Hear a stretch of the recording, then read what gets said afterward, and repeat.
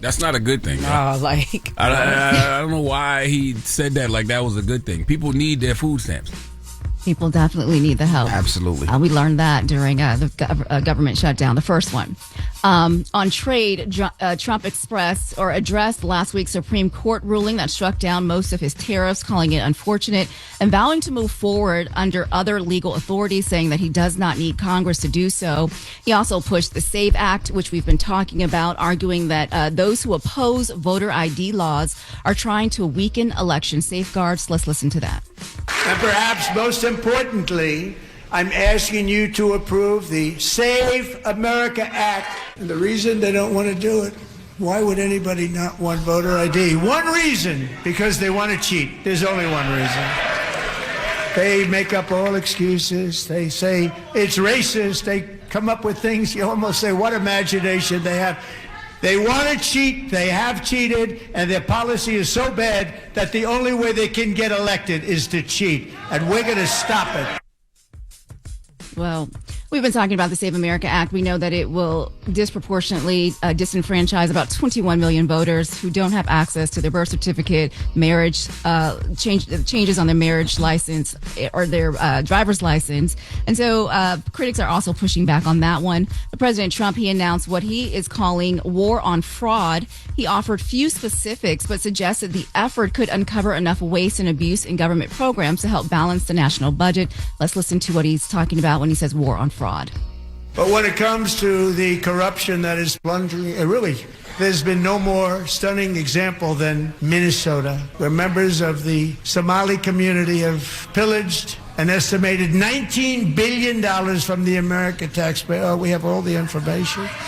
And in actuality, the number is much higher than that. And California, Massachusetts, Maine, and many other states are even worse. So tonight, I'm officially announcing the war on fraud to be led by our great Vice President J.D. Vance. Yes. So also, he talked about immigration, which quickly became one of the most heated moments of the night. So after President Trump called on lawmakers to stand if they agreed that the government's duty is to protect American citizens, not illegal aliens, Democratic Reps Ilhan Omar and Rashida Tlaib, they shouted from the chamber, sparking a tense back and forth moment. Let's listen to that.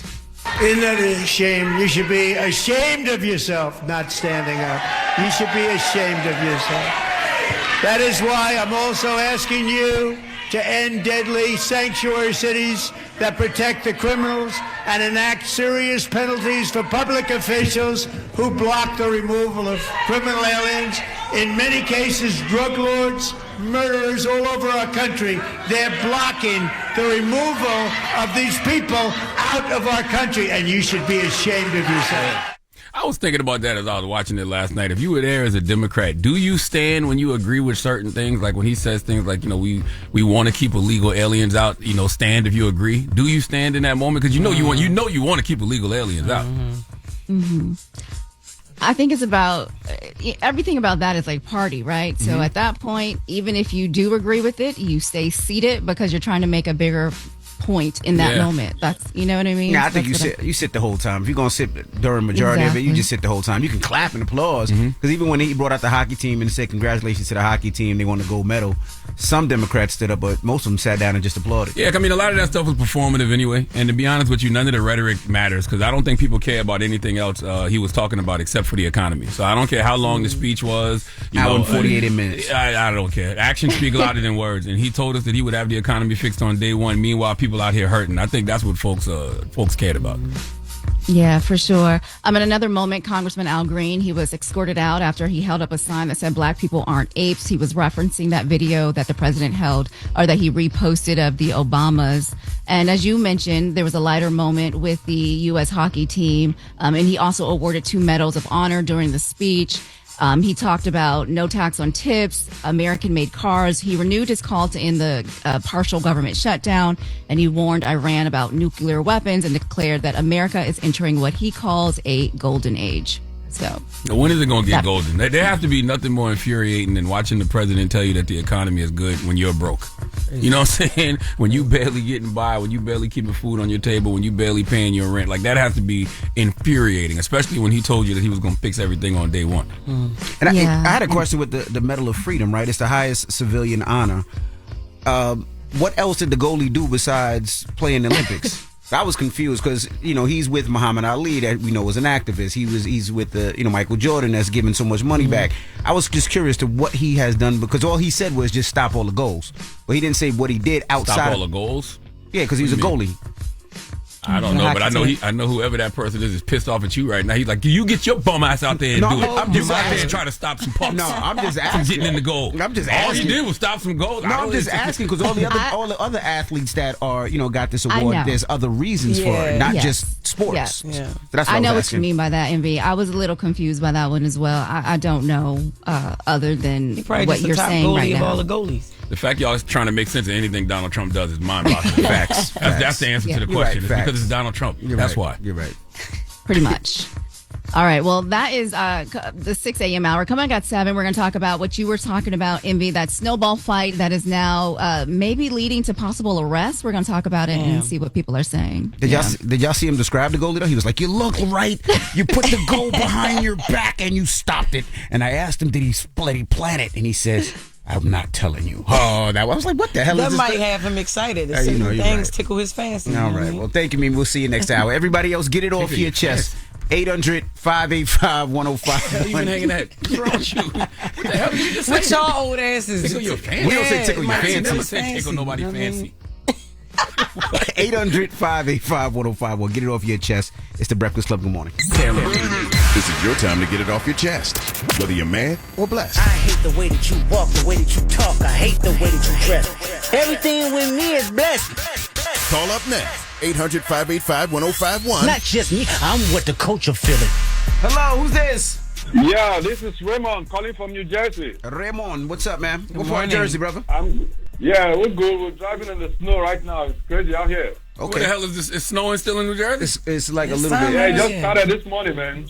Right when we got in, it started snowing a little bit. What's up, Raymond? Get it off your chest. What's up? Yeah, so I just want to put it out there. There's this dealership, Magic, at Little Ferry, New Jersey. So they're actually like a very fraudulent dealership. I just want to warn the people in New Jersey, New York, to be careful dealing with them. Up in the street, Thank you. They call it murder. Welcome to Jam Rock Camp where the thugs them camp at. 2 pound of weed, my backpack. Hey, yo, you do not want to hear that. Raymond, what's the name? Yeah, I'm here. So I'm trying to figure out what you said. You said you bought a car, they did you dirty? Yeah, they did me dirty, man. They sold me a lemon car. And then they always, I have a 1-year warranty with the company, but they refused to fix the car. So I went there last week and they called the cops on me.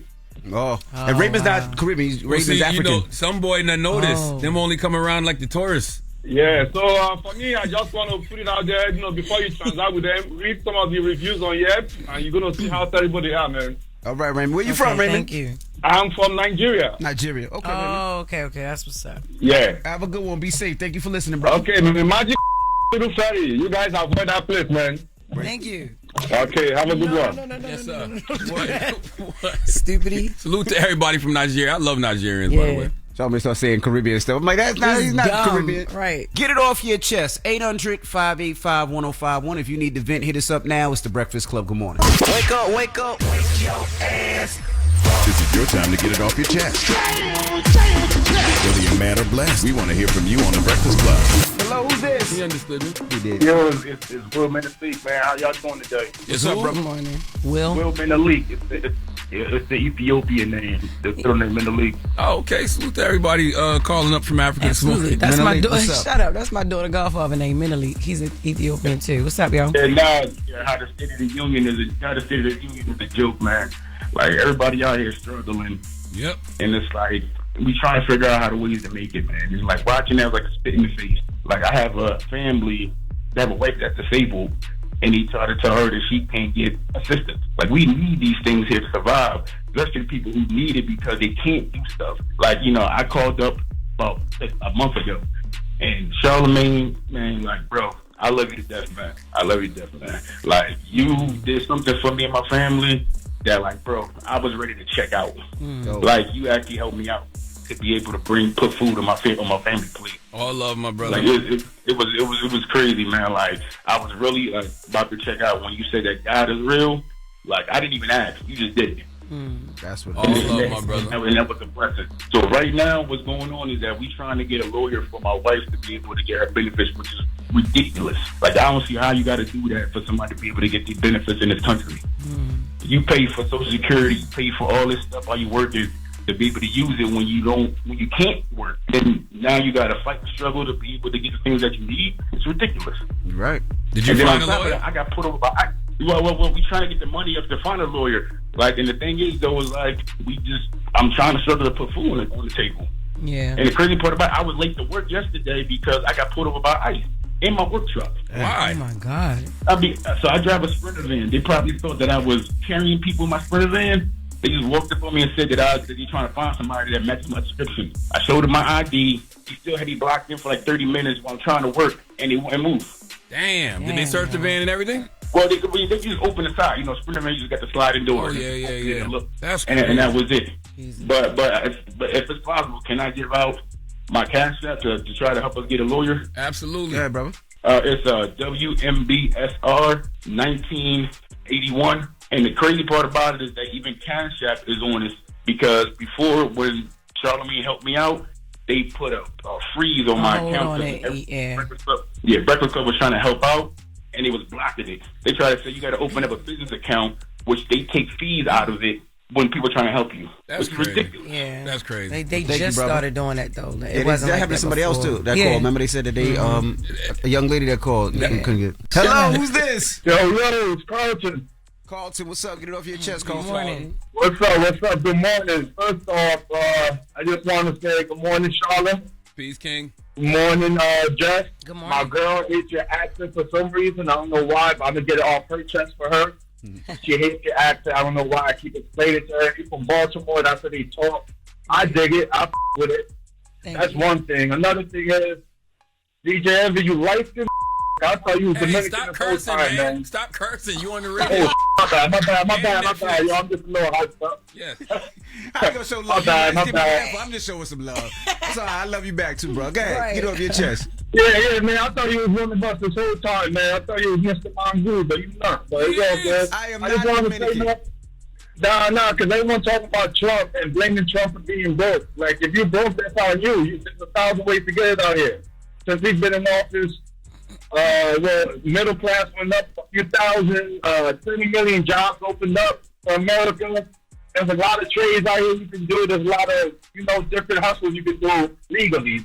And for you being broke, you just gotta blame yourself, man. There's a lot of ways to get it. I come from the state of New Jersey, moved down here to Miami. Now I'm an HVAC tech making $50 an hour, day trading, swing trading, and I got a side hustle from side bartending to mobile bartending. So I just want to put it out there, man. It's all up to you at the end of the day. Go make that money.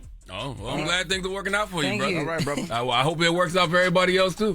I mean, I'm hoping so, too. There's a lot of Trump haters. I don't know why, man. And now Kamala said she's running again. I don't know why. That makes no sense to me. I don't think we need a woman running this country. Well, that's just the way I feel. And that's Thank you for all. calling, That's brother. all, folks. Get it off your chest. 800-585-1051. If you need to vent, you can hit us up. When we come back, we got the latest with Loren. Don't go anywhere. It's the Breakfast Club. Good morning. You're talking LL Cool, babe. Yeah, I'm not dumbing myself down. I'm being myself. Sources trusted. I'm the homegirl that knows a little bit about everything and everything. The little brown girls look at you and go, I want to be like you. Take me through that. Take me through that. Where's she going? The latest with Loren Take me LoRosa through that. Take me through that. on the Breakfast Club. LL Cool, babe. Talk to me. You gotta add context to things, Envy. You can't just be a black or Dominican person screaming straight off the boat. On Black History Month. You know what I'm saying? I'm black. Loren LoRosa was on a cruise, I was. the Femmit Forward cruise, right? Yeah. And from Miami, and she's back in studio Straight off the now. boat, straight to studio. I mean, I am off of a boat, but That is I crazy. understand what you're trying to say. I'm black, though. I don't know what they're saying. Continue on. All right. Welcome back, Loren. Thank you. And they got stuck, too. As soon as they docked, they were stuck. Who? That is crazy. We Y'all. was stuck? Didn't you say y'all was stuck? No, I wasn't stuck Oh, I'm sorry. Go nowhere. ahead. Girl, Because of the snowstorm. yeah, that's what Oh, I I thought. was stuck in Miami. Miami. Yes. Oh, no, I thought you meant I was stuck on the boat. I'm like, no, I got off when I was supposed to get No. off. I wasn't getting stuck nowhere. Okay, well, good morning, guys.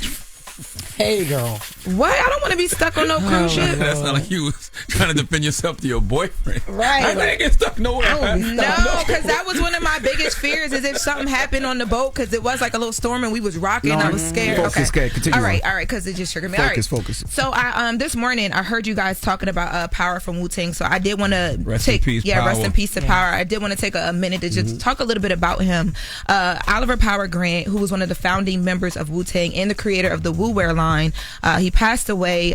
He died on February 23rd. At this point, no cause of death has been reported to the media. But I did see Method Man post. He posted a photo of the two of them, and his caption says, "Paradise, my brother. Safe travels, bruh. I am not okay."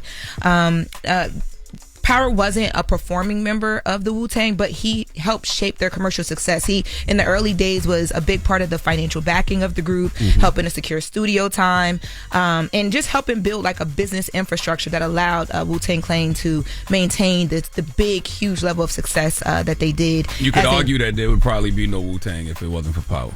Yes, I agree with that. I told Brandon that this morning. So I just wanted to make sure that, we took that time to say rest in peace to him.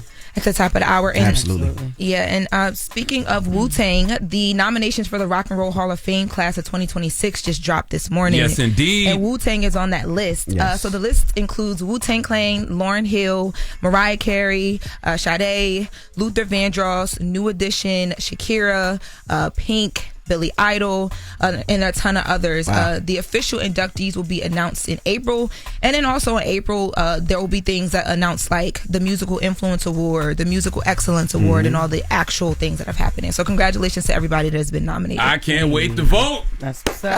Who are you gonna vote for? How many can you vote for? I don't know. I'm waiting on as soon as I get my my ballot, my digital ballot, I'm voting. Yeah, me too. I'm voting as well. I'm voting for Wu-Tang. I'm voting for New Edition. Yeah, because I thought we shouldn't be in the Rock and Roll Hall of Fame. Sade, you got. But if I get the opportunity to vote, I'm going to take it. I know, I'm being smart. Who else did you name? So it's Wu-Tang, Lauryn Hill, Mariah Carey, Sade, Luther Vandross, New Edition. How do you not put all those in? That's a tough one. Exactly. Yeah. But once How many again, people can you vote for? I don't know. And it's not about not wanting people to be in the Rock and Roll Hall of Fame. It's about taking rock and roll off and just letting it be the Music Hall of Fame. Yeah. Look at all those diverse people you just named. Yeah, I can feel that. How's that rock and roll? Right. You couldn't New even tell me the Edition. rock and roll artists on that list. Oasis, the Black Crowes, Jeff Buckley, basically everybody I probably don't know. I don't even know. I don't even know if you're right. I don't know. I don't even know if she's right. I did my list. I was like us, and then the others, and then at the top of the others, I put the people that we know, like Pink and whatever. But yes, congratulations to them, and there'll be more there. And then ending the hour, I wanted to mention. I know yesterday we talked about BAFTA, and everybody's been talking about John Davidson. He did another interview, and he's saying now that he's actually trying to reach out to Michael B. Jordan and Delroy Lindo directly to apologize. So we'll see if that happens. Does he yell out inappropriate stuff during his interview? It was written. Oh, or I would have played it. I was wondering, like, even if he calls them to apologize, like, Right. I'm sorry. Because I'm sorry, Nick. How do you Please don't let. But by the way, that is another reason why he shouldn't be at the award show. Because if I can't pick up the phone to call you to apologize without calling you a nigga, could you imagine that apology? No.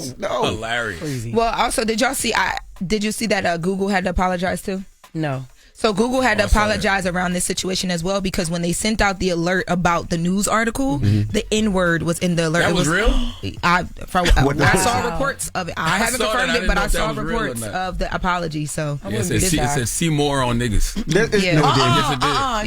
Yes, it did. See more on niggas. I didn't know if it was real or not. I saw that, but I didn't know if it was real. Yeah. So according to like Deadline, Forbes, all outlets are reporting that was a real thing that happened, and that they had to come back and apologize.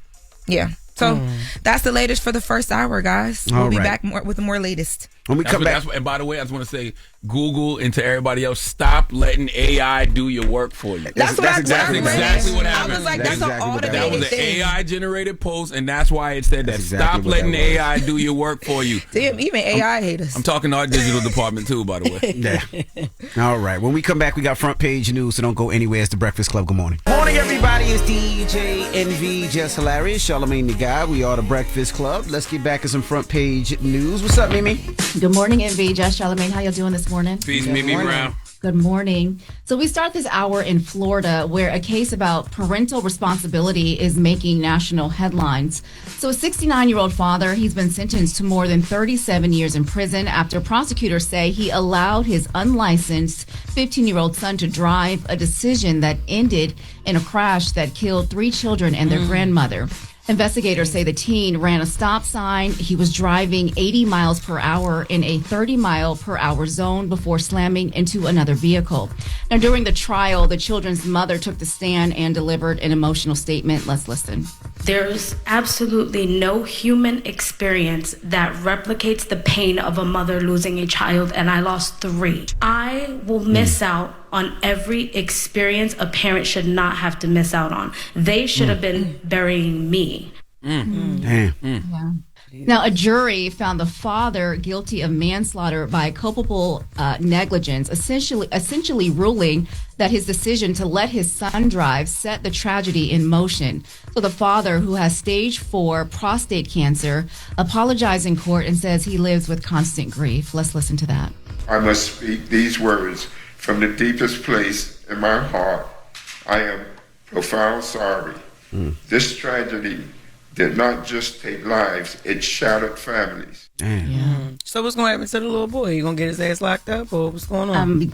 Yeah, so good question, Jess. During the sentencing, the judge said that the devastating loss of one family justified the punishment beyond the minimum. So that teen driver, though, as you were just asking, he's in juvenile custody. He took a plea deal. So he was 15 at the time. This happened in 2023. The sentencing just happened. So he's now 17, but he will get out when he's 19 years old. So just in a couple of years. They should stall it out until he's 18. Because then he'll get more time, right? The sad thing is, but he was 15 and his dad 15, allowed him to drive. You know what I mean? And even though he's still a kid, and I don't know why the father allowed him to drive. Did they say was he going to get the father's medicine? Was it something important, or was it just like not doing 80 and a 30? I mean, regardless, it's horrible.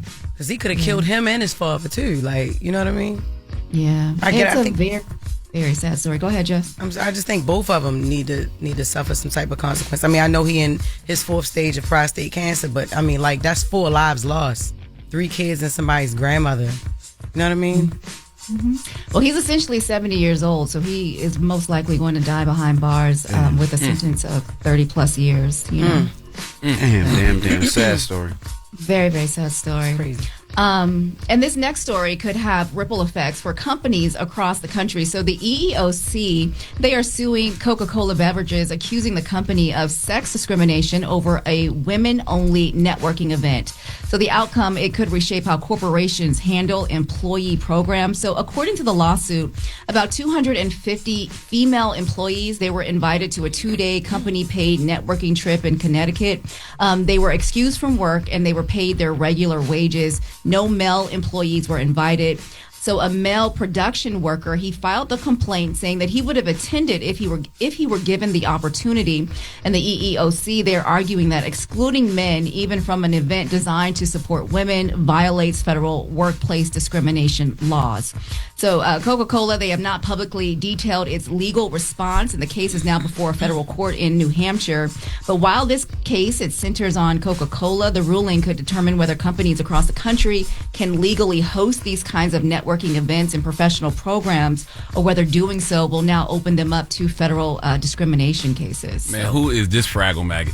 I mean, goddamn. Like, why would you be upset that women are deciding to have their own type of bonding event at work? I would have went if I was invited. I'm sure you would have, but you wasn't. Okay, what's wrong with that? Crazy. Like, that don't even make no sense. Like, god damn. Yeah, for sure. Did he identify as a woman? Nope, he identified as a man. He just said, men were excluded, and that's not fair. So they, companies can't do that. You can't have female retreats. You can't That's crazy. Go have a sausage party for, whatever. Even if he identified as a woman, I would still tell him sit his ass down somewhere. But that's ridiculous. Yeah, that's crazy. And by the way, the reason they don't do men only retreats because don't no bunch of men want to be around each other like that without no women. Yeah. That's crazy. It ain't no such thing as an all male fellow fellowship event where y'all come together, y'all empower each other. I wouldn't go. I get bored of stuff like that. I wouldn't go.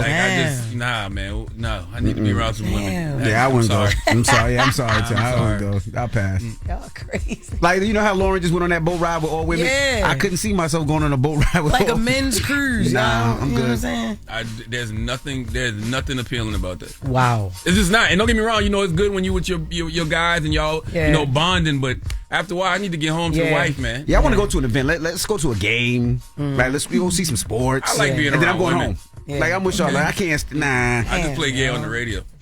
Sometimes. Damn. Hilarious. Okay, and so lastly, moving on, we're going to turn to that snowball gate. That's what people online are calling it, the snowball gate. So what started as a viral snow day meetup in Washington Square Park has now turned into a citywide debate over where winter fun ends and crossing the line begins. So the snowball fight, it was promoted on Instagram. Hundreds showed up after the blizzard there in New York City. So at first it looked like, pure New York energy, laughter, cameras out, there were snowballs flying, and then things escalated. So video shows NYPD officers walking through the park as snowballs started flying towards them. Police say several officers were hit in the face and the head, suffering cuts and bruises. And at one point, officers, they pulled out pepper spray and a taser as the crowd, they say, grew more aggressive. And so now police are investigating, and they have released photos of two people that are wanted for assault. NYPD Commissioner Jessica Tisch, she called the scene disgraceful and criminal, and Governor Kathy Hochul, she says it's never acceptable to throw anything at police. But Mayor Mondami, he is striking a different tone. Let's listen to what he had to say. So I've seen videos of kids throwing snowballs at members of the NYPD in Washington Square Park. Officers have been on the front line of helping our city respond to this blizzard. They have been keeping New Yorkers safe. They and our entire city workforce deserve to be treated with respect. The only person in our city's workforce who deserves to be treated with a snowball is me. From the videos that I've seen, it looks like a snowball fight. No, it don't. Yeah, I saw it. I mean, snowball fights are fun. It takes two to have a snowball fight. But police officers honestly should have just started throwing snowballs back. I was going to say, why they couldn't just throw them back? That's... But it was, because when you get hit with snowballs, especially, you don't know if it's snowballs, if it's ice, yeah, if it's any of that. Sometimes it hurts. Nah. They should have started throwing them back. I mean, damn, like y'all stronger than the kids. That actually would have been a good moment for the community to bond. You know what I'm saying? Right. Like they start throwing snowballs back. They chasing each other. Like that would have been kind of dope. Yeah. Not when I'm wet in my uniform and I got to do 8 hours in this shift in a whole soaking wet uniform. You've been a kid before, Envy. You had a snowball fight. Yeah, with other kids that were in the snowball fight. He said not with a cop. Yeah, not with a cop. They could have had some fun with it. I get it. Like, if you'd have told me that they put a battery in the snow and threw it at them or something, I get it. But they could have had some fun with it. Not leading to arrest, yo. Yeah, so that's just how you guys are talking about this. Some people say the reaction is overblown, and some people say, officers should relax and have a little bit of fun. But police say they are now reviewing the video, and there is an ongoing investigation. Yeah, you can't arrest no kids for that. You can't arrest no kids for that. Ongoing investigation. Yeah, you can't arrest no kids for that. That's crazy. For a snowball fight. Yeah. So we'll see. All right. Well, that is your front page news. I'm Mimi Brown. Follow me at Mimi Brown TV for more stories. Follow the Black Information Network or visit BINnews.com. Peace, Mimi. All right. Thank you, Mimi. All right. Now let's open up the phone lines. 800-585-1051. One of our digital producers in the back came up with this topic. And she was asking, is it cool to wish your ex a happy birthday? Now, she got it from Miss Jackson. Miss Jackson used to date Floyd Mayweather. She posted a picture of Floyd with no shirt on and said, happy birthday. Now, we're asking, is it okay? Like, would you wish your ex a happy birthday? Jess? Now, listen, it depends on the type of ex because, yes, I wish my baby father happy birthday all the time. I've thrown wrong parties. But that is my son's father. That's and your we son's have father. A different dynamic than what people usually see between a baby mom and a baby dad. But, yeah. So you would wish a random ex happy birthday and text, and you wouldn't be mad if Chris hit a random ex and just said happy birthday? A random ex. Yeah, I would be a what? Mex. Random Max. Do Miss Jackson and Floyd have kids? No, they don't. Oh, okay. No. But, no, all right, now look, I work up here. Y'all know it's my job to get out the happy birthday. So if it's Country Wayne birthday. You would not wish him a happy birthday. Happy birthday, Wayne. You would not wish him a happy birthday. For You would real. skip over that one. I don't hate the brother. I don't, you know what I'm saying? So it's like, happy birthday, whatever. If I'm Chris, I'm mad at you for even shouting him out right now. Just for no That's reason. crazy. Damn. We're having a Randomly. conversation about. No, I just want to know why. Like, why him? Out of all the exes, why him? Wow. Because I'm just saying that's the one that everybody know, and then it's a possibility that we may run into each other. He may come up here for an interview. Nah. You know what I'm saying? But I also don't know Miss Jackson and Floyd's relationship. But we can take it out of them. That's where she got it from. Well, let's take it away from them. But is it cool to wish your ex a happy birthday? That is the question. 800-585-1051. I say hell no. Nah. But let's talk about it. It's the Breakfast Club. Good morning. If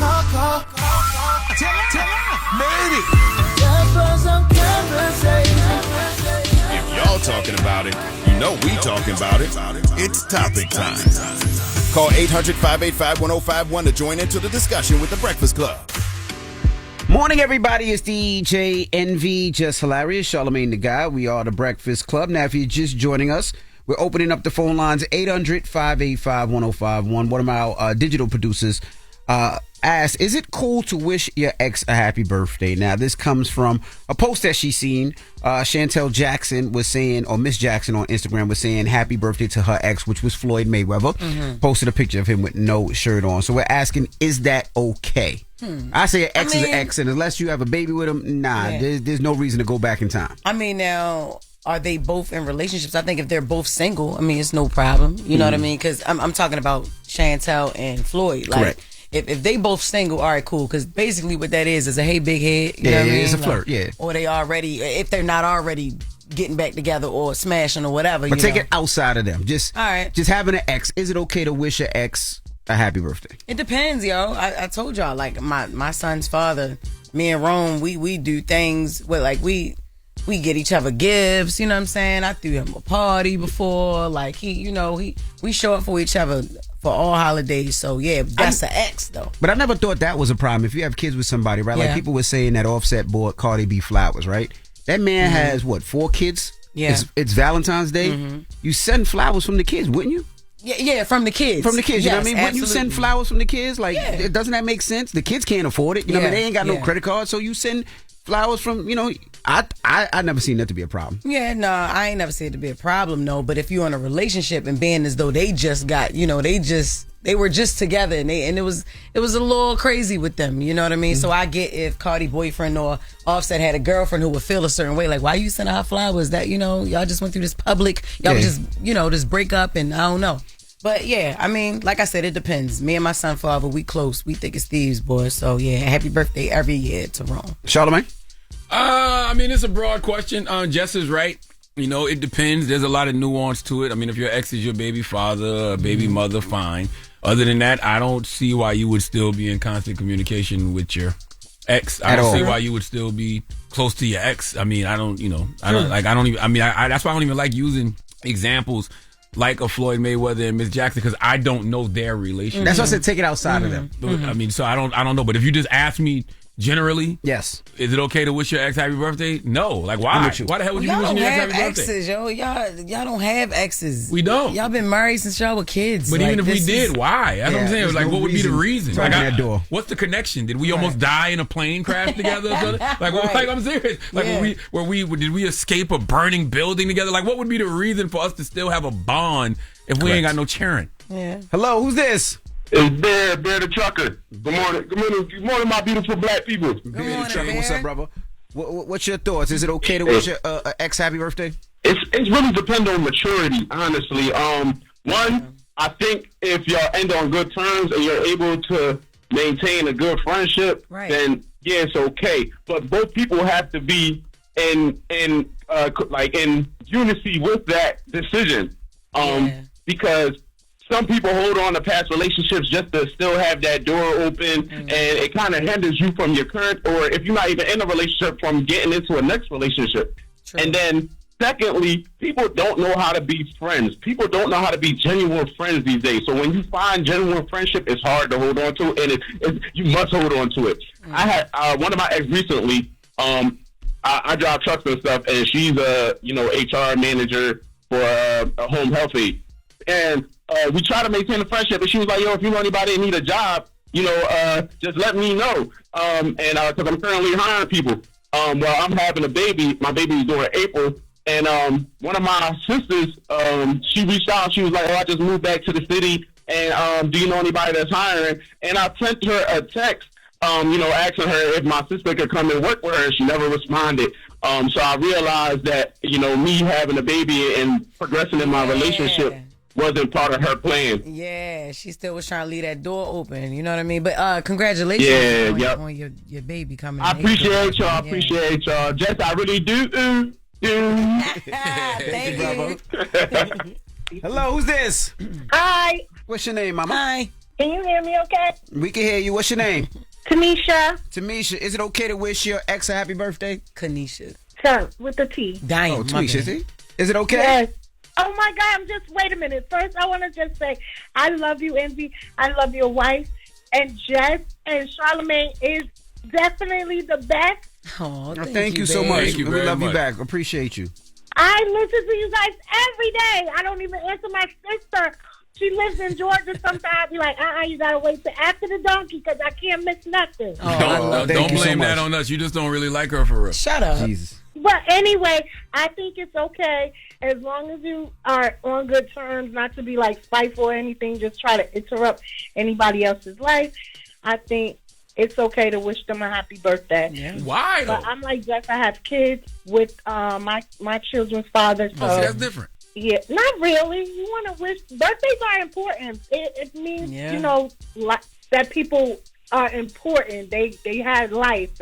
It's not promised these days. So you want to wish everybody good future endeavors. And then everybody don't end off like everybody don't have bad breakups. You know what I'm saying? True. So if you can still maintain a friendship with somebody that you used to be with, and the lines aren't blurred, nobody has intimate feelings or anything like that, it should be cool. So, ma'am, you would go to an ex's funeral too? Most definitely. Yes. There's a couple exes funerals I go to. Well, to go to say goodbye? Happy birthday. Oh, you want to say, you want to make sure just they to dead? make sure that, just to make sure. Jesus Christ. Thank you, Mama. That they gone for real. I don't wish death on nobody. I ain't wishing. I'm not wishing. The hell but y'all I just talking want about to make this sure ain't coming back. Because come back. Yo. Whatever, yo. Now, if you're just joining us, we're talking about, do you wish your ex a happy birthday? This conversation comes from one of our digital producers. She actually was talking about this morning. She's seen Miss Jackson, which is Floyd Mayweather's ex. She posted a picture of Floyd with no shirt on and said happy birthday. So that's where it came from. We're opening up the phone lines, 800-585-1051. Hello, who's this? This is Tiana from Cincinnati. Hey, Tiana from Cincinnati. Good morning. Girl. So let's talk about it. Good morning, everybody. Good morning. Is it cool to wish your ex happy birthday? I feel like if you are in a relationship or if you are involved with someone, absolutely not. Leave them in the past where they are. I'm with you. I agree. I feel I'm with you. You sound like you speaking from experience, man. I mean, I'm just saying that you don't need to wish them a happy birthday. Absolutely not. And I am. Exactly. Listen, whenever you hear somebody say, whenever you hear a black person say that, they speaking from real experience. Okay? Thank you, Mama. Oh, wow. You guys enjoy your day. Thank you, you too. Hello, who's this? Yo, this is Mike from Detroit, man. Mike from Detroit. 800-585-1051 is the phone lines. Now, would you wish your ex a happy birthday, brother? Every year. That's what's up. Because you still trying to hit. No, man. Ain't nobody got to hit, man. We beyond that, man. For my ex, we got kids. My wife, she don't mind. We like a very out of the normal, I guess, similar to some situation Jess in, man. Yeah. But that's family, man. But that's different. Once again, if you have kids, I completely understand. You shouldn't even say ex. You should say baby father, baby mother. Okay. Like, we shouldn't say ex. Family. There's a difference between an ex and a baby father and a baby mother. Because they're still family. Yes. Well, Charlamagne, it don't matter, man. My wife now, if she wanted to wish her ex a happy birthday, man, I don't care. That man is an ex. Do they have kids together? I'm secure in my relationship. No, they don't. Why you think about your ex? Like, why you even know when his birthday is? Why you calling him? Like, why you still have his number? That ex shouldn't be important to her no more. People, man. If people want to try so hard to delete their past, it's crazy. That's crazy. You go through your phone and delete all the pictures of your exes too? That's crazy. It's part of your life. It's something you experience. Most definitely I do that. What are you talking about? I most definitely do that. I don't need no picture of no ex in my How do you even explain that? Like when you got this girl on your phone, like, that's different. I I don't know, baby. This picture means something to me. It's important. Yeah. They go, what? They just people. It means something to me. They just people. Yeah, just people. Hello, who's this? LaShawn. Hey, LaShawn. Good morning. Where you calling from? Good morning. VA. Oh, 757 or 804? 757. Yep. Now the Rose area, Norfolk to be exact. Norfolk. Okay. So we're asking, do you wish your ex a happy birthday? No, I don't. But I would say it depends. I said it's a status thing to me. Like if I'm single and I just want to post happy birthday, it's innocent. Okay, I'm gonna post. But if I'm in a relationship, it then becomes a respect thing. I'm very big on treating people how I want to be treated, and I know I wouldn't want my partner to do it, so I wouldn't do it. I got you. I feel you. Thank you, man. Hello, who's this? Yo, this Carl from Detroit. Carl, what up, though? What's happening? Talk to us. Is it cool to wish your ex a happy birthday? Man, to a certain extent, man. It's the way it should be done, man. Like, I mean, of course, Jess, in your situation, your dude gonna deal with that because he damn near ain't got no choice but to deal with that. But I feel like average people. First of all, that's a hhard-working Mexican man. That man got options. He don't need Jess Hilarious for money. What the hell are you talking about? That's what Hey, all right. Hey, let y'all tell it. But I feel like no, that's the way it should be done. Like social media and everything, posting it everywhere. No, you feel me? After a while, and when we lock in, you gotta cut that down a little bit. But yeah, no, to a certain extent, G. You feel me? But hey, but dig though. Can I speak on something else real quick? Yes, sir. Hey, I'm a working man. I work at Pepsi, man, and I feel like it's like a catch-22 with some of them things, with that suing of the.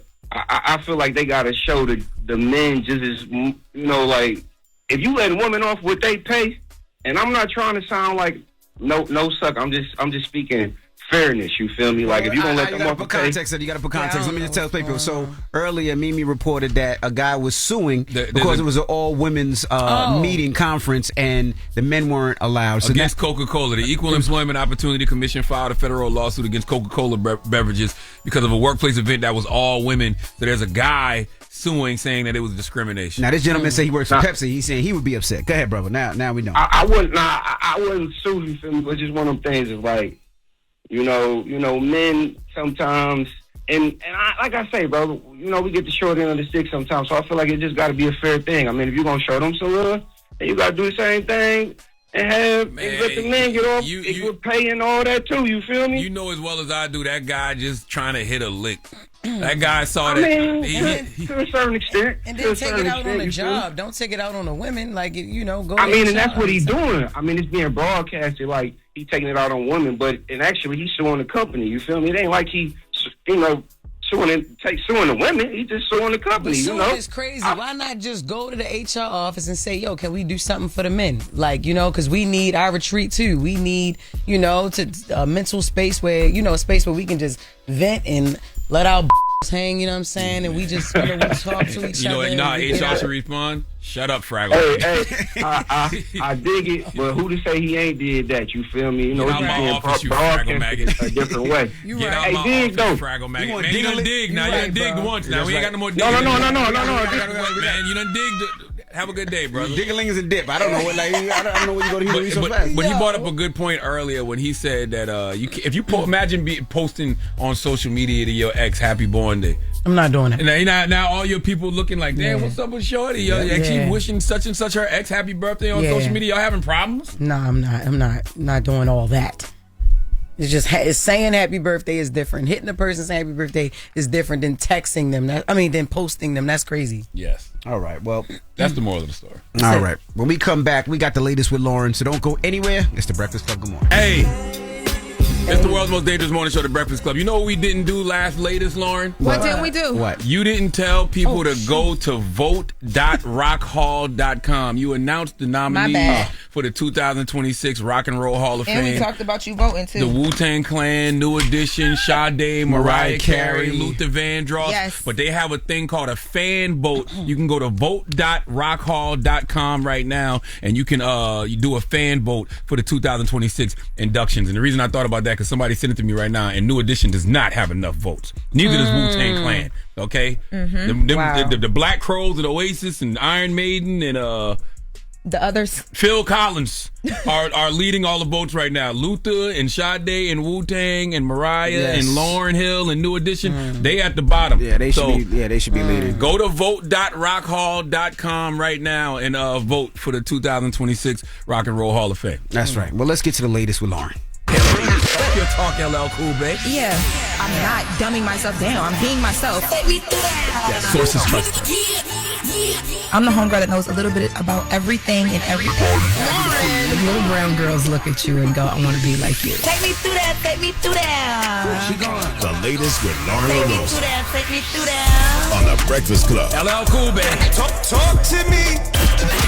So, real quick mention at the top of this latest, fans noticed yesterday that Jay-Z's wealth went up. So, via Forbes, Jay-Z is now listed at $2.8 billion net worth. Now, last year, on Forbes Black Billionaires list, Jay-Z was number 10 with Oprah and several others above him, but listed at $2.5 billion. But as of today, and they've been updating, the last time I checked this morning, it was updated on February 20th. But as of today, February 25th, his net worth has went up $2.8 billion. And I want to mention that Black billionaires list in the Forbes billionaires list will be coming out sometime around March and April. And we had Jabari Young up here who was talking to us about the list, who is the senior writer at Forbes who will be contributing to that. So take a look out for that. You better worry about your own bank account. Looking at other people's. I was just thinking about who the hell noticed who that? keeps checking out the net worth to see what it is. People. I didn't know that there were people that like sat and did this daily, like professional pocket watchers. But I got $2.5 billion to $2.8. Like who went and checked? Like, oh, it went up. No, listen, I was so interested. I called Jabari this morning. I'm like, hey, good morning. I know it's pretty early, but he said it into the office, and I'm like, I saw this morning at like 6 a.m. that it said as of one date, and now it says as of another, and he explained it, and I'm like, oh, I could literally just refresh. I would do it. That is it's inspiring. You better worry about your own damn inspiring. It's inspiring. Yes. That is wild. It was inspiring a long time ago. I'm still inspired. We were having a conversation about if artists today could achieve this because and still be as like out the way as Jay-Z is, because you have to be so forward facing and social media facing now. Before we came in here, hard work to get 100%. But that don't mean watch his pockets like the stock market. They are crazy. Well, congratulations. Yeah, congratulations. All right, now shifting gears. So yesterday, Mace, Cameron, and Treasure Wilson were on It Is What It Is, and they were having a conversation about sports and critiques, and they had a conversation about, or Treasure Wilson asked the question to the room about a time when someone critiqued you and you couldn't really like let it go, and Mace brought up Charlamagne and some of his critiques. Let's take a listen to Mace. So it seemed like every time something came up, Charlamagne would just talk about my name, like just go in a negative direction. I didn't know what was the connection that we had, but it just seemed like he always had a negative take about me. I never met this guy. I don't think we've crossed paths. So I remember one time I called DJ Envy and I was like, yo, if somebody's consistently talking about you, and at that time I had no music out, I had nothing out for you to keep talking about me. It's when you personally make it your business to tear somebody down. That's when it's a problem. They're not doing anything in the public that merits the #1 show in the country to be talking about this person, right? If they're not hot, you shouldn't even be talking about it because it's not relevant to the show. I would sit there and be like, why does this guy just keep talking about me? That is so crazy. What? I know you better shut up. I know you ain't about to start talking about people talking about people. I don't think Mace called me, but I think Mace stepped to me at Club Live one night. We were at Club Live, and he was very upset about Charlamagne, continued to talk about him. And we had a conversation. I told him, well, come on the show. I mean, you went from a pastor to a gangster rapper, and everybody has questions. And until you answer those questions, I'm sure everybody's going to critique you. But he definitely stepped to me at Club Live, and then that weekend, he ran into Charlamagne, too. I'm not saying this just because I'm sitting here with you. But I watched you on Vlad and your critique of him, like, going from the church. And I thought it was fair. I mean, you are a straight shooter. So. That was a nice one. Yeah, okay. Charlamagne used to go in. Oh. No, it was the same. It was the same all the time. Listen, Mace isn't wrong, but why do any of us critique anything? Like if you're a sports pundit, if you're a political pundit, if you're a hip hop pundit, any type of pundit, then you discuss things that are going on in the world. So my commentary on Mace back then, it wasn't anything personal. Like Envy just said, he was trying to get back into rap after being a pastor, and then there was a debate because I said Mace wasn't a top 5 bad boy lyricist. Yeah, that was crazy. I don't know why you said that. Those are hip hop combos. People brought that. There was a conversation happening on Threads yesterday about the fact that you said that, and people thought that was crazy, and that was. I don't think that's crazy at all. Yeah, no, he's definitely top. I don't think it's crazy. So who your top 5 bad boy? Bad boy lyricists? Yeah, who? Biggie Smalls, Biggie, yes. Jadakiss, Styles, Chic, and Black Rob. I would put Mace in that top 5, but who would you take off? Probably Black Rob. Why? Whoa. Mace gets busy. Like Mace gets busy. I know we look at Mace and we hear been around the world. Yeah, he does those records, but Mace is lyrically he gets Black busy. Rob get busy too. God bless I'm not saying he doesn't. One of the best storytellers hip hop ever definitely seen. is, but I wouldn't take Mace out of that conversation. Now, if we say top bad boy artist of all time, Mace is 2 or 3. But I think when you talk about 2. lyrics, I think you talk about Mace. Mace was one of the original punchline kings. Mace gets busy, and you can't take that from Mace. I don't care if you don't like his dance and been around the world and all the jiggy stuff he used to do, but lyrically, Mace would get busy. But once again, what is the point of talking about any of these things?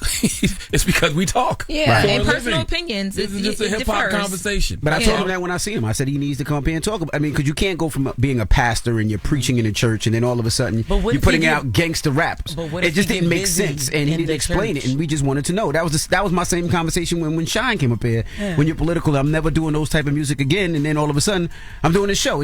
I'm just asking. I just want to know. Like, but what if he get busy in the church? He did get busy in the church. By the way, also though, I think we've learned in life that there's ebbs and flows. Like people can do things and then go change their mind. Right. That is absolutely positively okay too. But back then I didn't understand that concept. Yes, but even that, as journalists, we can ask the question. We can ask the question. What's wrong with asking the question? You can ask the question, but I think what it is Charlamagne's voice echoes so loudly and it sticks because I'm telling you, people brought up comments you made about Mace from like years ago in the comments. I had to go find, I had to search YouTube by word. It was entertaining, right? Don't get it twisted. It was. You were crazy. You were saying Charlamagne. I kept it cute. I said you were a sharp shooter. I kept it real cute. But Charlamagne was a nasty prick. I ain't go front. Damn, a nasty prick is crazy. Yes. What? Do you remember? Do you remember what he used to say about Drake? You call him something princess, like he still get crazy. I said albino princess. See that? When Drake sent the bottles, did y'all pop any of them? I think that's a compliment. A pretty albino princess. Yeah, that sounds. He's not a girl. A grown man. A grown man. Yes. Now you see why these artists are now. Anyway, salute to Mace. Drop on the clues bombs for Mace. Okay, Mace and Cam are doing their thing with it. Yes. It is what it is. When you see Mace and Cam together, that looks like what they're supposed to be doing. Like that Mace looks like he's supposed to be right there with his guy. Yep. Talking about sports. I salute them. And I seen Mace a couple months ago on a plane, and I was like, "You coming to the show?" And he kind of was like, "Nah." And by the way, but now I understand why. I do want to say one other thing too. That is the other thing that this is why I don't be having a lot of respect for this generation, because all y'all do is sit behind microphones and talk and chat. Y'all don't ever see nobody. Me and Mace definitely ran into each other. Y'all ran into each other at a club or something, right? It was in we was in Miami restaurant. He ran into Live me first. Okay. And don't get it. Mace pulled me to the side. The club was rocking. He pulled me to the side. I had that conversation. The next day he ran into Charlamagne. Yes. Yes, it was a run-in. I know. Okay, Mace was like, "What's up?" So it's like, don't think that you're going to just be sitting behind these microphones, chatting, running your mouth, and somebody not going to run into you. That's why I don't be respecting this era, because we actually had to see people. Yeah. And when you saw people, you had to stand on what it is you said. You better have that same energy. And that's one thing about Leonard Laurie McKelvey. He gonna stand on it. He ain't got too far to stand up. Shut up. Me and Mace had a conversation. Me and Mace had a great conversation. Yes, and I think it makes you better at what you do too when you've actually had those run-ins, but also when you've had people critiquing you. And I respect Mace for saying that in this as well. Like, he makes sure his critiques are on point because he knows how it feels to be critiqued. Period. Yes. All right. That is the latest. Yes. All right. Charlamagne, who you giving that down to? 4 after the hour. We need a young woman who needs some critique. Okay? Her name is Lashana Williams. She needs to come to the front of the congregation. What? She's from Concord, North Carolina. And this is going to trigger you if you have kids. We'll discuss. All right. God. We'll get to that next. It's the Breakfast Club. Good morning. Charlamagne, say the gang, don't get other Charlamagne. You are a donkey. It's time for Donkey of the Day. Donkey of the Day does not discriminate. I might not have the song of the day, but I got the Donkey of the Day. So if you ever feel I need to be a donkey, man, hit it with the heat. Yeah, it's the Breakfast Club, bitches. Who's Donkey of the Day today? Well, Ed Sheeran, Donkey of the Day for Wednesday, February 25th goes to 42-year-old LaShawna Williams of Concord, North Carolina. LaShawna is a former daycare teacher who is serving jail time after pleading guilty in a child abuse case that rightfully so has sparked outrage among child care safety advocates. LaShawna is the epitome of people are in therapy to deal with the people in their lives who won't go to therapy, because this woman, LaShawna, clearly needed some therapy. And because she didn't get none, she's out here projecting onto other people's kids. And I'm telling all you adults right now, projecting your pain onto other people's children is going to cause you to get your ass whipped. Okay, would you like to know what LaShawna did that is causing me to say that? Well, let's go to WCNC Charlotte for the report, please. Well, right now what we know is this case dates back to September of last year, happening here at Concord Academy. According to court documents, LaShawna Williams was charged after police say she hot glued a 3-year-old child to a chair, causing second-degree burns. Now tonight, child care safety advocates expressed something needs to be done. 42-year-old LaShawna Williams is serving a 10-day jail sentence after pleading guilty to misdemeanor child abuse and contributing to the delinquency of a juvenile. Documents show a 3-year-old wouldn't sit in their chair. Williams used a hot glue gun to put glue on the seat and then sat the child on the chair, resulting in second-degree burns on the child's upper thighs. Advocates say this case raises bigger questions about child care oversight and safety. Williams will serve 6 months of supervised probation following her release. She must also complete 24 hours of community service and have no contact with the child or the child's family. LaShawna want to be Penny Mama from Good Times so bad. Yes. Don't go into daycare or anything to do with kids if you don't care about kids. It's that simple. In fact, don't get into daycare or anything to do with watching kids if you don't love yourself, because if you don't love yourself, you will not love my kids. Tara Robinson, a behavioral therapist, said if we can't have a little bit of compassion, then we need to find another job. I agree. Okay, she said we need better people in charge, and if you don't like kids, don't have patience, and don't have compassion, don't work in a daycare. It's really just that simple. Furthermore, what am I supposed to do as a parent when I find out an adult did this to my child? Okay, if you've ever read my second book, Shook One Anxiety Playing Tricks on Me, I talk about something called parental paranoia, and it's the anxiety that exists simply being a parent. Do you realize, parents, how crazy it is for us to drop our most precious gifts that Jehovah gave us, our souls outside of our body? Do you know how crazy that is, just to take our kids to be with complete strangers every day? We don't know these teachers for real.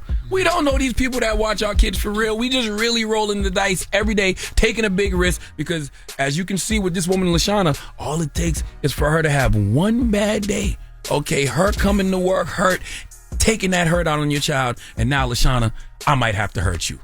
Actually, I gotta hurt you. Okay, we have to start getting a little medieval in America. Not only do I want this woman to be prosecuted to the fullest extent of the law, the parents need to get 5 minutes with her. Okay, father and mother, and the father should be able to hold her while the mother lays hands on her. Okay, belt the ass, because I'm not, encouraging violence. I just don't know what you expect of parents. What do you expect parents to do when things like this happen to our kids at the hands of other adults? Adults, why don't y'all think about these things? Why don't y'all think about things like this? Folks like LaShawna must not have kids, because if you have kids, then you know how your kids make you feel. You're not playing about yours, so what would make you think another adult is playing about theirs? What happened to the devil damn golden rule? Okay, do unto others as you would have them do unto you. If you glue my child to a chair, then you gonna think my foot is glued to your ass. Okay, super glue, wood glue, hot glue, glue sticks, Gorilla glue, Elmer's glue. I'm gonna make sure this ass kicking sticks. I tell you all the time, you have to do your jail math. You have to calculate the cost of the criminal offense you are about to commit. Okay, and this is one of those times when that assault charge and those lawyer fees would be absolutely worth it. Please give LaShawna Williams the sweet sounds of the Hamiltons. Oh, now you are the donkey of the day. Ooh, you are the donkey of the day. Yee-haw. Yeah, I know she got 10 days in jail and supervised probation, but boy, she gonna be ducking parents. She gonna be ducking somebody's parents in Concord and in Charlotte. Because there ain't no way. Ain't no way. And ain't no way she got kids. At all. Some ish like that. Like, that's wild. Not at all. All right. Well, thank you for that donkey today. Mm-hmm. Now, let's open up the phone lines. 800-585-1051. Now, Lauren, you were talking about Halle Berry. She did a recent interview, and what did she say during that's this why you interview? got your hair like that this morning? I know that's right. Oh, yeah, I'm giving Halle Berry? No, Is you're that not. what you saying? No, Halle scary. Shut up. Damn. Shut up. Yeah, so Halle Berry sat down on Sex with Emily podcast. It's like a sexual health and wellness podcast. And they were having a conversation about orgasms, and Halle Berry said that there is one thing she will not do in her relationship, and that is fake an orgasm. Let's take a listen. You said your sex, it's great. How would you say it's different now than it was, say, 20 years ago? It's better now because I can now say to my partner, here's what I want, here's what I don't want. And to realize that I deserve an orgasm also. Everybody has faked it because you just want it to be done. Sometimes you just want the pounding to stop. So you just say, That's right. okay, I'm good too. And then you go find your vibrator in the bathroom and you handle it yourself. You know, we had to get there so that he felt good about bringing us to orgasm, right? So we had to say that we did it so that he would feel good about himself. That's putting his needs before our own. Yeah. And now I don't do that anymore. Now, my good brother DJ Envy. I'm triggered. I know this is triggering for him because if you've ever read his first book, Real Life, Real Love, right? He talks about how he didn't make his wife orgasm for 10 years. I didn't say a that. A whole decade. That is I not read in the the book, book. sir. I read the book. That is not in the I read the book. book. No. I read the book. That is I not read in the the book. book. And you know Yes, what's she crazy? That is not in the The book. clip with Chloe started going viral again yesterday. Do we have the clip of Envy? We don't have the clip. Yeah, we have the clip. Play the y'all pulled the clip? Y'all Yeah. play the clip. Ha! Y'all don't have it. You really feel like nice girls finish last? No, not Chloe. I want when Envy's explaining. I do feel. I thought that one. I want when Envy's trying to explain himself on his book tour. He's right here. Explain it. I don't want to hear this story. I want to hear what he originally told it because he told the truth then. Damn. When he was fighting for his life on his book tour after people read the book and asked him questions like, Envy, you didn't make your wife orgasm for 10 years? That is not true. Damn! That is not true. Damn! You guys didn't read the book, but Damn! Real Life, Real Love bestseller. You should definitely go get it. But what I said was, I met my wife at 15 and 16. She was 15, I was 16. And when we first started having sex, of course, she was my first. I didn't know what I was doing. I used to pound, so I did not make her reach orgasm through intercourse. For how long? For 10 years. It wasn't 10 years. It was 10 years. My mouth game was good. Oh, okay. So she you had did have something. an orgasm. Just I did not know. I didn't know her body. She didn't know her body. I didn't know my body. And once we figured it out, it was great. But yes, she did lie. She used to fake it, and we wrote about it. Damn. We wrote about it in the book because a lot of women do that. Yeah. And if we would have talked about it earlier in our relationship, it would have been a lot better. Why are we talking about me, damn it? No, when Gail was here though, she said. Well, I'm looking at menshealthmagazine.com. What's that headline say, Loren LoRosa? What that headline say? DJ Envy admitted his wife faked orgasms for 10 years, and it's in bold. It's big and black and in bold. That is crazy. What's the question? But when how did you learn? learn? Take this out of me. How did you learn? Take it out, bro. That's not how it works. That's the problem. That's why you don't know what you're doing. Let me show you. Take this away from me. Over there, listen, it said, Tighten up, man. It hurt me because I thought I was pleasing my wife. Damn. Well, when Gail was here, though, she This is did. triggering. When Gail was here, she said that she also had to learn herself as well too to know Thanks, Lauren. what she Poor wanted, what she Gia didn't and poor want. Halle, man. And Halle Berry, that's a common woman experience. I mean, I've never faked it. All right, so what's the question, man? Take this away from me. What's the question? I think. How did you improve? Yo, that's not the question. Okay. No, I think the question is, should women tell their men the truth in those situations? Absolutely. I agree. And how? Look, I have a joke about it. It's like, yo, women are You have not a joke as about me? forthcoming. No. Oh. Women are not as forthcoming as we should be when something ain't right in the bedroom. Like, you know what I'm saying? Because we don't want to bruise a man's ego. Yeah. Like, that's just really what it is. We saving y'all whole time. Y'all hurting us or we not being pleased. So you just have to be honest about it. Yeah. Yes. Personal experience. You've been through that? Yeah, a few times, especially with young niggas. Oh my God, they don't know their way around a vagina at all. We'll take some phone calls. 800-585-1051. It's in my book, and I've improved. I just want you guys to know that. We don't have that problem anymore. I'm happy that you I have. hope so. Because in the second book, if it was still a problem, You're only 12 kids in. I hope you figured it out. right? God damn. How do we know? She did tell us. She confirmed. She said, Yeah, everything's great. Thanks. We'll try and get this. This is triggering. It's the Breakfast Club. Good morning. Morning, everybody. It's DJ NV, Jess Hilarious, Charlamagne the Guy. We are the Breakfast Club. Now, if you're just joining us, Loren came here with some Halle Berry news, some BS. But go ahead, talk to us. Now you mad. Halle Berry was on Sex with Emily podcast, and they were talking about orgasms. And Halle Berry says she used to fake it, and now she's never faking an orgasm in her relationship. Good. She shouldn't. She's at the age where she shouldn't have to do that. No, don't just tell the truth. Tell these men the truth, and so they can fix whatever the problem is. Because if you don't tell them in the truth, they just gonna keep thinking that they tearing it up. They tearing it out the frame, and we beating this up, and it's like Envy. nah. Like how Envy wrote in his first book about how he didn't make his wife orgasm for 10 years. You know what I mean? I did not make penetration from my mouth. My mouth game was good. But penetration, I did not. Right. But, and then it came out in an argument. We was arguing, and then it just came out nasty. And she was like, I hope y'all can hear the edit. I hope y'all heard what I heard just now. He said penetration, but. That's what you said. What's wrong with that? Chill, yo. Have you ever faked? I have. How many times? Wow. I was faking it for a little minute. What a few little young though, because like I said, they don't really know their way around the vagina. They don't, and sometimes you trying to save the fracturing of a man's ego. Like you don't want to shatter their ego, but we're willing to not get that at the expense of their feelings. You know what I'm saying? That's whack. A person can't get better if you don't tell us how to get better. Exactly, but I'm not willing the older I got, and I'm like, no, I'm not doing this. I'm not doing this no more. So shout out to Halle Berry. But like she said, she'll go and get that rose or her toy, go in that bathroom and get that. That's what you. I don't. Unless y'all been together since like young, like you and Gia. I don't even understand how you end up seriously in a relationship with someone who's not physically pleasing, sexually pleasing. pleasing. I can't. Yeah, that's not gonna happen. One of the greatest gifts I was ever given was from a homegirl of mine way back in the day, and it was called The Ultimate Kiss, Oral Lovemaking, a sensual guide to oral lovemaking. And it really did teach you how to properly go down there and do that. And it just taught you how to, properly make even a woman,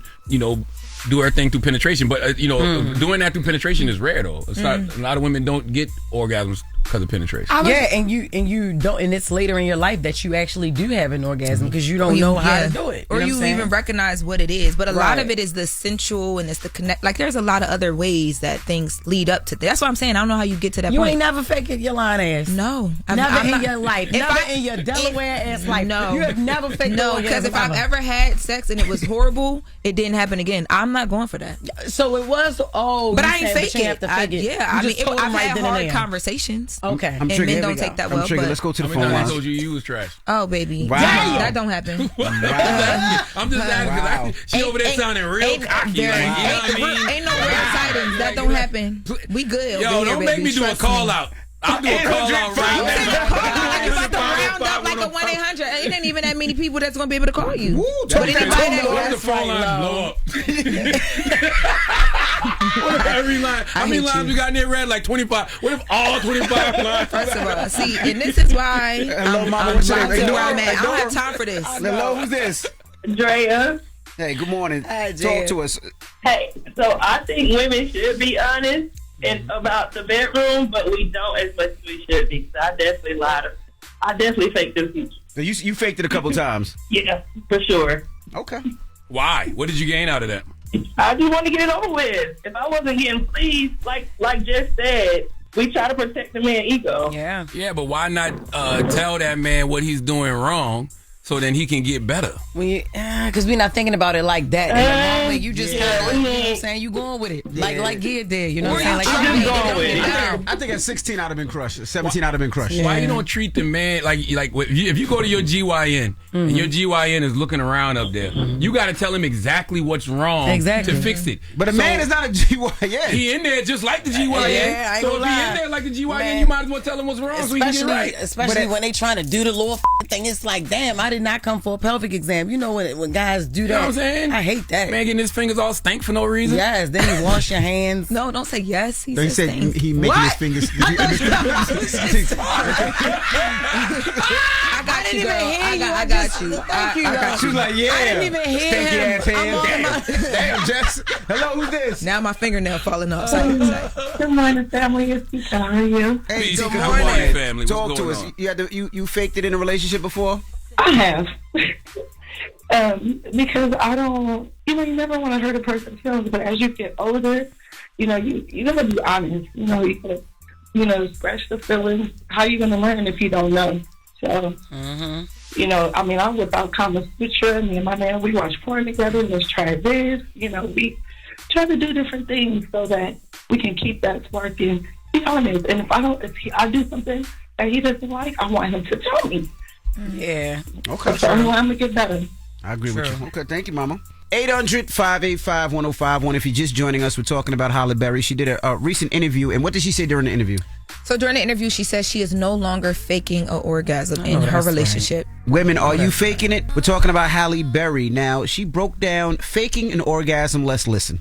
You said your sex, it's great. How would you say it's different now than it was, say, 20 years ago? It's better now because I can now say to my partner, here's what I want, here's what I don't want. And to realize that I deserve an orgasm also. Everybody has faked it because you just want it to be done. Sometimes you just want the pounding to stop. So you just say, okay, I'm good too. And then you go find your vibrator in the bathroom and you handle it yourself. You know, we had to get there so that he felt good about bringing us to orgasm, right? So we had to say that we did it so that he would feel good about himself. Right. That's putting his needs before our own. Yeah. And now I don't do that anymore. So we're asking 800-585-1051, ladies, are you faking an orgasm, and are you going to continue to? Hello, who's this? Hello, hey, this is Deanna. How y'all doing? Peace, Deanna. What's up, How are you? I'm fine. I just got out work. Okay. What's going on? Amazing. Where you work at, Mama? I wipe ass for a living. Ooh. What you sell ass for a living? Sell ass. Said wipe. Oh. And we appreciate you. People need that. We definitely appreciate you. That's what's up. That's what's up. At least like a nurse or CNA, caregiver. Nurse at home. I'm an SCNA. Y'all, I'm just joking. I'm just hyped to be all here. I'm just so happy. That's what's up. All right, well, talk to us. Is that Jess in the background? What's up, baby? Hey, girl. Hey, oh, my God. You don't even know. Now, talk to us about faking. You've been faking it for a while? Like, well, with my kids, I got 4 kids. When I was with my kid, father, I did used to fake it. I guess maybe because I was young. Yeah. Damn. But now that I'm older, I was listening to Halle Berry. You're not going to keep on banging me up and be banging me, and I ain't getting none but you getting yours. You're not going to waste my time. That's right. I agree. I'm taking my clothes off, and I'm doing all this getting ready. You getting yours, but I ain't getting mine. Yeah. No. That's not going to work for me. She said, I'm taking my clothes That's off. right.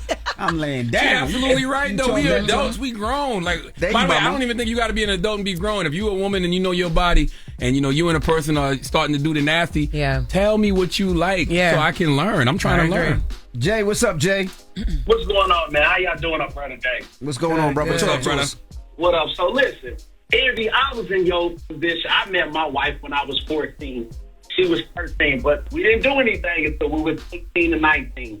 And from like 18 to probably 20, there was a few times that she didn't go there and did not notice it. But then when she would start telling me, like, it'd be arguments, she'd be like, you didn't even do nothing. I was like, but you didn't say that. You didn't see. Like, keep it real. So I do respect the honesty, because now we 23 years in, and hey, she taught me, and that's every time somebody, like my homeboy's like, oh, you gotta ask your wife. Yeah, my wife is live. I need to ask my wife. Like, she done put me up her. Yes, I got my wife about this. How did Gil used to tell you, Envy, because you a DJ, she'd be like, you didn't even rock the party. You thought you killed it. Ain't nobody was dancing for real. Oh, shoot. Damn. Oh, my God. And you wasn't even Envy. You was DJ Shrimp. Oh, my goodness. So Jay, so you understand the pain. Yes, but she never told me when everything was good. And we get to she be like, that's why the other day you didn't even do nothing. Damn! Wow. The argument, that hurts. When they use it against you, the argument hurt. That ain't right. But we wrote about it in our book, Real Life, Real Love. JCJ understands my pain, but I didn't know. You know what I mean? She was my first, so it's like you had to learn, you had to experience. There's no guide, right? You watch a porn back in the day, and all you see is bang, bang, bang, so bang, who bang. taught you how to DJ? Who taught you how to DJ? DJ Mono and DJ Clue. So I didn't learn. Okay. When DJ Mono. when men are learning how to like do the, how to have Yes. y'all, what Have y'all sex. be doing, right? Yep. Do y'all talk to each other? Like, yo, No. like, how Talk do to the y'all woman. No. Teach me. Only the woman knows her body. Teach me. But if you're not with a woman that is communicating that, right? Like, Right. for men who are like just dating casually and they're not having them deep conversations yet, how do they learn? But that's my point. That's not a conversation you have with your dad. This is something you watch porn and you think that, I gotta bang, bang, bang, bang, bang. It and you is realize a doesn't conversation you should have with your dad, because I remember being with my older cousins when I was young, and they used to be talking about, doing things like eating poom poom, and I'd be like, ugh, that's nasty, and they'd be like, you don't eat poom poom yet? And like, no, that's nasty. I never eat no poom poom. Like, man, when you get our age, you're gonna be eating. Okay. And now you're that age, And you now eat ass. But I will say this. But that's why I wrote the book, and I put it in the book so other brothers, they won't feel ashamed to have those conversations. No. Yes. Ain't got nothing to do with us, okay, Mr. T. You ain't rock a party for 10 years. Yo, shut up, man. You ain't make your wife dance for 10 years, man. I'm done. That's crazy. We have the ladies with Loren coming up. Yes, we have a big announcement at the top of the next latest. Yes. We're going to get to it. You keep playing. I'm going to pop your cherry over there. Damn, don't do me like Clue did you. Yo, shut up, man. Clue. What is wrong with you, man? You got reverb in your boonky. The latest with Loren is next at the Breakfast Club. Good morning. Lauren becoming a straight fact. She gets them from somebody that knows somebody. She gets the details. I'm the homegirl that knows a little bit about everything. She be having the latest on this. The latest with Loren LoRosa. Sometimes she have facts, sometimes she have details, sometimes she have a little bit of everything. Well, it's the latest. Brought to you by Top Dog Law on the Breakfast Club. Talk to me. So I told you guys in the latest that we would have some church announcements in this hour. Come on, give me some drums. Give me some drum roll. Really Give me a big drum roll, right? announcements in this hour. Give me a drum roll. There you go. Woo, woo, woo, woo, woo. So we are here.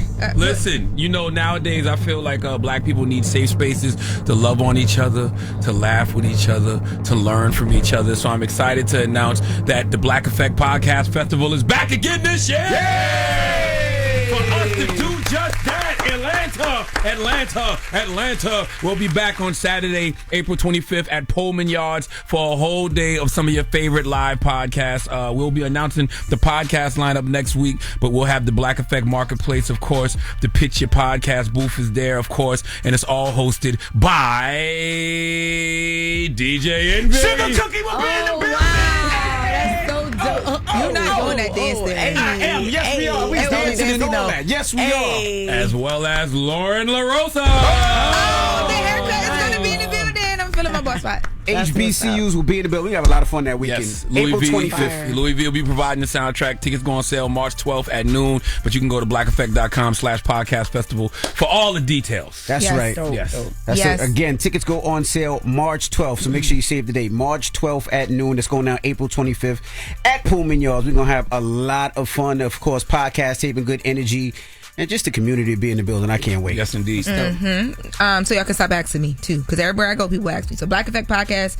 blackeffect.com/podcast festival. Salute to State Farm for sponsoring this year's Black Effect Podcast Festival. State Farm. We appreciate you, man, for riding with Black Effect. Salute to State Farm. Salute to State Farm. Yes. Yeah, so we'll see you guys in Atlanta. But talking about Atlanta, you guys remember sometime back we were reporting on the shooting of T Hood, the artist in Atlanta. He was shot and then he passed away. And this was following an incident that involved Kai Frost, which is the son of Kirk and Rashida from Love and Hip Hop Atlanta, and their daughter, who was apparently dating T Hood at the time, Kelsey. So Kirk and Rashida were actually filming during some of this, and on an episode preview that dropped from Love and Hip Hop this week, they talk about just the weight of going through all of that behind the scenes. Let's take a listen. This has been such a difficult journey for us, just trying to figure out how to navigate the best way we can as a family.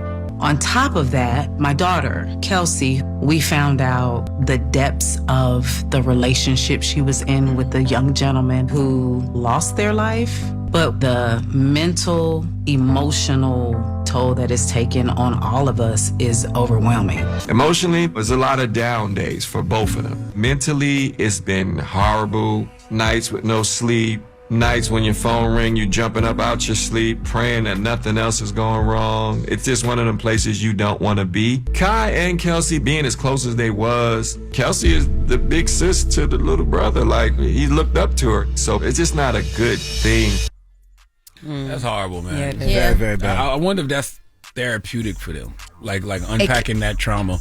on the show because they got to relive it all over again and talk about it all over again. I was going to say, I can't imagine that it will be because it makes people call you. It makes I saw the comments and so many of their friends were in the comments and other celebrities were in the comments just sending them love, but it makes you want to reach out and make sure they're okay. And they probably got past a lot of that stuff or are trying to actively because it's still an open investigation too. I was going to ask, was he charged or whatever happened? The last reports, the last known reports were that this was sent from the Gwinnett County PD, the police department, to the DA. They are looking at it as self-defense. Remember that conversation changed, but that was the last thing. But there is still a charge that can come Kai's way from what I see, but nothing happened as of yet. Nothing as of yet. Okay. And, Well, I love Kirk and Rashida, and they have been living their lives on TV for the last 10 plus years. Yes. Yeah, salute to Kirk and Rashida. Yeah. Yes. Now, as we wrap, I did want to take some time to announce that the NAACP Image Awards will go down this weekend. But they've already dropped some of their virtual awards, and I saw that Cardi B, she made history. So she was nominated for Outstanding Female Artist for Am I the Drama. She was nominated for Outstanding Album for Am I the Drama, and Outstanding Hip Hop and Rap Song for Every Time. Dropping the clues bomb for Big Body. Every time. Yeah, and so this now puts her. Hold on, I want to make sure I get this correct. We're just on the radio. You don't have to say Sorry, nothing. y'all. Sorry, I just want to make sure I get her. It's just radio. I know we're on Netflix too, but you don't have to talk. I'll get it right. But the Image Awards are going down this weekend. The virtual awards are already happening. Kendrick Lamar and Don Lemon have also sweeped in the virtual awards as well too. Dang, I can't find it, but it will happen on February 28th at 8 p.m. on BET this Saturday. And she's selling out every show, right? Cardi B is top of the top. Still selling out every show, but Chart Data on X just posted yesterday that the combination of her shows so far, she's made over 11 point something million dollars, right? I'm playing with Big Body, and one of the shows alone put her in a historic category because she's made over $2 million just in one night, for one show in the U.S. And it puts her in this category with Nicki Minaj and all these other, she's top 4 female rappers that have ever been able to do that. When is she coming to New York, New Jersey area? Let me look. I believe it's March 20. I'm gonna get us a suite, man. We're gonna go. Can you please? I'm gonna get us a suite, like how we did for Kendrick. Fun. I am staying off my phone. Salute to Body. That'd be cool. Also, I'll get on Twitter this time. I was actually, and Body doesn't have an opener, right? It's just her, correct? It's just her. Yeah. So from what my friend told me, who went in LA, there's no opener. She will bring out people. Yeah, she'll bring out people on songs, but no opener. And she's changing very insane, good looking, but these are real costume outfits in between acts and no delays. The show moves swiftly. They say her team is holding it down. I can't wait to see her in I want to Jersey. see that too because I love stories like that. Envy, you know when you watch somebody like Cardi. You see her from the very from the beginning. Start. That's right. We had her at the Breakfast Club day parties way back in the day. Yeah. Even before Bodak Yellow. Yeah, before Bodak. She was putting out the gangster bitch music. To see her doing arenas now, I might cry. And so the Damn, NAACP. I forgot about that. How you forget about that? Because we used to do these day parties that I miss all the Party, time. the CIAA weekend. And Body came out to one of them. Body did it for 2 years in a row. 2 years. 50 came out to one of them. Wale came out to one of them. Absolutely. Who else? A lot of artists will come out to them. Absolutely. Really dope. Well, go ahead. Nah, it was funny because I remember back in the day. At the time, Shaft was her manager, and I was like, Shaft, we want to book Body for the next 2 years at this price. He was like, why? I said, I already know where this is going. And I'm glad that happened Yes, because we wouldn't have been able to afford her the second year. No. Love that. Well, I wanted to mention, so that NAACP Image Award, history that she broke, she became the first female rapper this century to win both Outstanding Female Artist and Outstanding Album. Now, Outstanding Female Artist, she's the first female rapper to win that in the category since Lauryn Hill in 1999. With those virtual awards that I just mentioned. That's yes, Cardi. Yes, Congratulations. And I gotta let the people know as we wrap. No, any accident, big or small, y'all call Top Dog Law. They sponsor this segment. Those my guys. All right. You ain't never met him. Not yet, but exactly. I think we should go to dinner. Never met Top or the Dog. All right. Well, that is the latest with Loren. It's the Breakfast Club. Good morning. Morning, everybody. It's DJ Envy, Jess Hilarious, Charlamagne the Guy. We are the Breakfast Club. Now, Charlamagne, what we doing for Black History Month? Man, for Black History Month, my guy Daht, man, he does a podcast called I Didn't Know, Maybe You Didn't Either on the Black Effect Podcast Network, where he tells you some things about Black history that you may not have known. And today he's going to talk to you about Ethiopia, the African empire Europe couldn't break. The African empire that Europe couldn't break. Introducing Ethiopia. I didn't know. Know-it-alls, welcome back to another episode of the most anticipated podcast on the Black Effect Podcast Network, especially in February. It's entitled I Didn't Know, Maybe You Didn't Either. And I'm your host, B-Dot. And in 2026, I want to go to Africa. Johannesburg, Ghana. Do they like us in Nigeria? Because I read in the comments on Instagram, they got some real bad words for black Americans in Nigeria. Anywho, this week you need your digital passports because we're traveling all around the world discovering black history. Because the origin story for black folk ain't enslaved in America after being kidnapped in Africa. If your version of African history is everybody got colonized, this episode is about to fix that. But before we jump into the episode, it is imperative, it is customary that I give you 3 of the most useless facts you'll never need, never, not a day in life. Up first, Ethiopia is one of the only African nations to successfully resist European colonization. Your second useless fact, in 1896, Ethiopia defeated Italy in a full-scale war. And your third useless fact is that victory shook Europe so bad they tried to pretend that it never happened, which is why we've got today's episode. I didn't know, maybe you didn't. I didn't know, I didn't know, maybe you didn't. I didn't know, I didn't know, maybe you didn't. I didn't know, I didn't know, I didn't know, I didn't know. All right, let's set the scene. It's the late 1800s. Europe is carving up Africa like a buffet. Britain, France, Belgium, Italy, everybody grabbing their own pieces of land, their own resources, and people. Italy looks over at Ethiopia and says, that one's next. And Ethiopia says, the devil is a lie. You ain't got a snowball and a microwave's chance of conquering nothing over here. My stepdad used to say that all the time. You ain't got a snowball and a microwave chance. Anyways, led by Menelik II, Ethiopia wasn't guessing, hoping, or improvising. See, they studied the European tactics. They stockpiled modern weapons. They unified their people. They prepared for war. Menelik's wife, she was an empress named Tetu Batol. She personally led troops in the battle. She commanded the northern forces at Adwa and cut off the Italian water supply, a whole military strategist.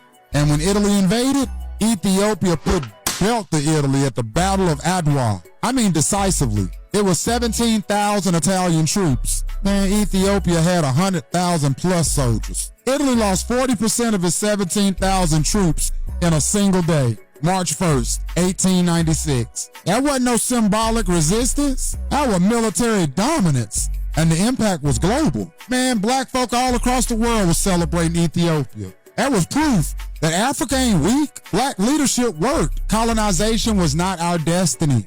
Ethiopia became a symbol. From Marcus Garvey to Pan-African movements, Ethiopia stood as evidence that black sovereignty was possible. Take the Ethiopian flag, for example. Green, gold, and red. That became the template for independence flags all across Africa. Ghana, Senegal, Mali, Cameroon, all echoes of Ethiopia's defiance. I love that for us. This almost goes back to week 2, hidden in plain sight.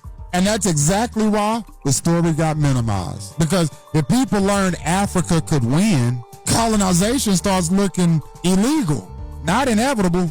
A century after Ethiopia embarrassed a European empire, Carter G. Woodson launched Negro History Week to preserve stories just like this. Because victories are dangerous to empires. Woodson knew if black people only learn about losses, they'll never imagine power.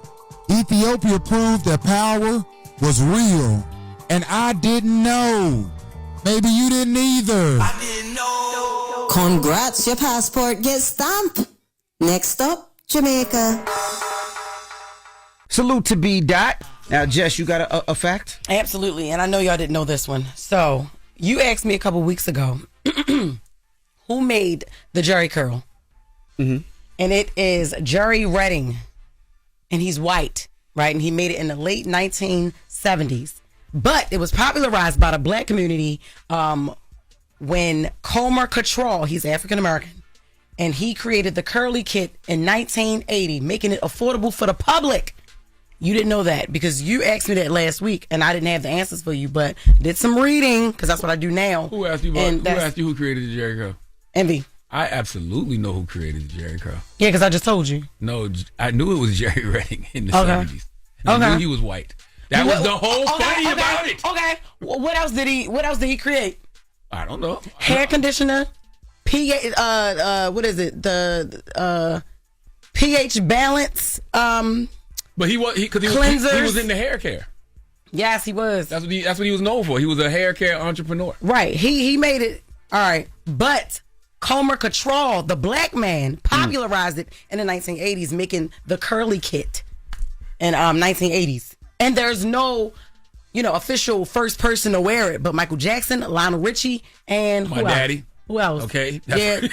And Rick James. Ice Cube. They were the first comers. Gotcha. The first comers. Gotcha. To wear it. Yes, Ice Cube, but this was later. The funny thing about the Jerry curl is you're going to have to explain what that is. But you kind of got one. No, I don't have a Jerry curl. You do. I don't. You give it a little boy in I the have hood natural curls. with the scully on and the She got the Jerry curl with the baby hair. I've never seen that. That's different. That's different. Hey, whatever. But people confuse it for the California curl because so many Californians, as you just named, Eazy-E, Ice Cube, and all of them, they were wearing it, and it was very popular back then. But got you. It was originally the Jerry curl, not the California curl. So I did not know that. Thank you for I know you putting me didn't. on. And he didn't either. I didn't know that Jerry curl was made by a white man. That was a joke back in the day, in the 80s and the 90s. Think about it. If all these black people walking around with a curl, and then they start making jokes about, like, you wearing that white man hairstyle, a white man invented that. People like, a white man invented the Jerry curl? That's craasy. Yeah. And people still walking around greasy and everything. That is wild. Whatever. All right. Well, you got a positive note, Charlamagne?